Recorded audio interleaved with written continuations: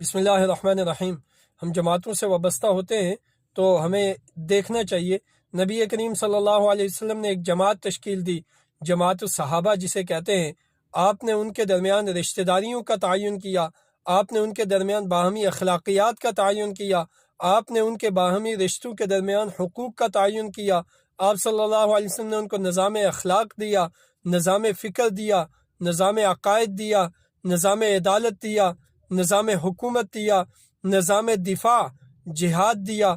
آپ صلی اللہ علیہ وسلم نے زندگی کا کوئی گوشہ جو دو انسانوں کے درمیان میں پیش آنے والے حقوق کا تعین کرنے کے لیے ضرورت پیش آتی ہے اسے خالی نہیں چھوڑا۔ آپ نے قرآن نصاب تعلیم دیا، آپ نے اپنی عملی سنت کے ساتھ اسوہ حسنہ دیا۔ آپ اس جامع زندگی کو انقلاب کہتے ہیں۔ اس انقلابی زندگی کو پڑھنے کے بعد آپ کی سوچ سمجھ فکر غلام